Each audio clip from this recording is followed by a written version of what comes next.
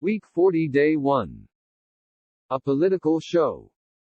The 2012 elections offered another example of politics as show business. Most politicians have prepared speeches dealing with the prevalent topics of the day.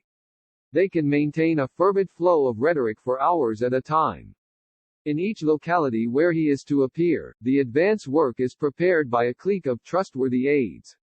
In preparation for the show, they have dispersed leaflets, put up posters, and sent out cars and trucks with loudspeakers to extol the erudite qualities of their candidate. Soon, the crowd gathers. Loyal party workers come forward to shake the hand of their mentor. Now, with the facile solutions to complex problems carefully memorized, the show is ready to begin. One moment facetious, the next moment profound, the candidate works to convince the incredulous among the voters. Sample sentences.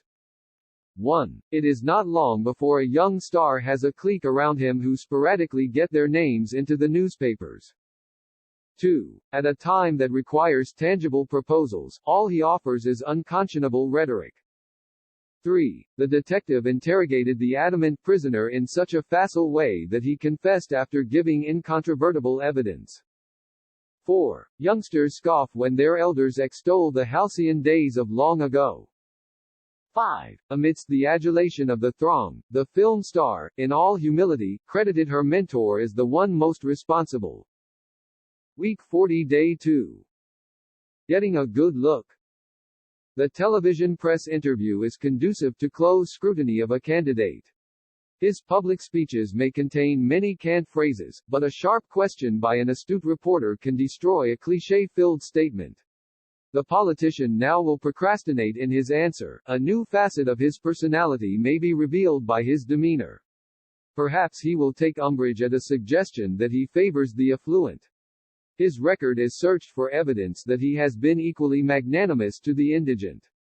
He accuses the reporter of attempting to vilify him. Is he being accused of turpitude in office? It is time to discreetly go on to another topic.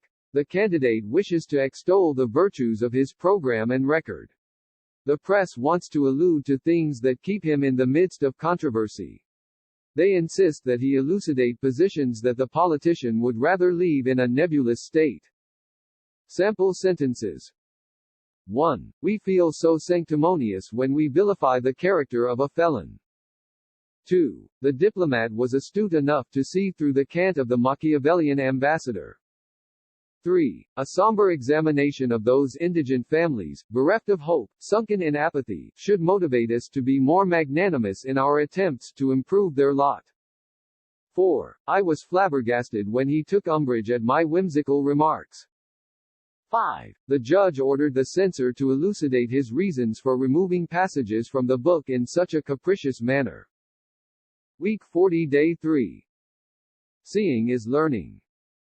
While we are all cognizant of the importance of words to create certain impressions, gesture is relegated to a much lesser role. Gestures are an important concomitant to even the most vapid speech, enhancing it and giving the hearer something to look at while he listens. The value of seeing at the same time as listening was shown when a class at a university, unwieldy because of its large size, was split up. One group was put into a room in proximity to good loudspeakers. Every nuance of the lecturer's voice could be heard clearly. Because they had no person on whom to place their attention, they soon took on the appearance of extreme lassitude. Most students became lethargic and rested their heads on their desks. The separation of visual and oral communication tended to vitiate the learning process. The listening group received grades lower than those received by those who could look at as well as hear the instructor. Once more your keen eye and memory were being tested. Sample sentences. 1. As the scion of an affluent family, he was often in proximity to opulence. 2. After playing with his progeny in the enervating sun, he staggered back to his room where he was overcome with lassitude. 3. As a concomitant to his belligerent and vituperative antipathy toward his government, he became an expatriate, but he found it a vapid life. 4. Kira was so disgruntled about having to move the unwieldy piano, she procrastinated for days. 5. The irrelevant evidence seemed to vitiate the prosecutor's case and precluded a conviction. Week 40, Day 4. The hammy old days.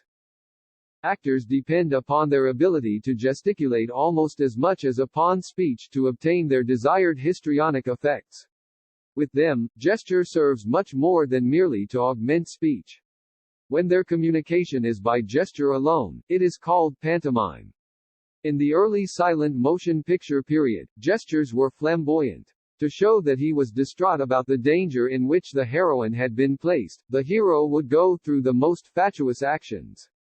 He would stagger, beat his breast, tear his hair, and contort his face into the most doleful appearance. There weren't many simple or restrained gestures in his repertoire. The heroine, to indicate her love, would fling her arms wide and ardently jump into her sweetheart's arms. It was only much later that actors became skilled enough to communicate with the audience through discreet gestures and almost imperceptible changes in facial expression that could transmit nuances of emotion. Sample sentences. 1. The new employee wanted to gain favor with his boss, and his obsequious desires led to the most fatuous behavior. 2. Her virtuosity was demonstrated by the works she performed from her repertoire. 3. He had always appeared virile, so that the imperceptible decline toward senility went unnoticed until he succumbed and began to use a cane. 4. The paroxysm of coughing served to contort her body until she could gain a respite. 5. The parsimonious octogenarian sought to augment his wealth by removing it from its cash and placing it in a bank.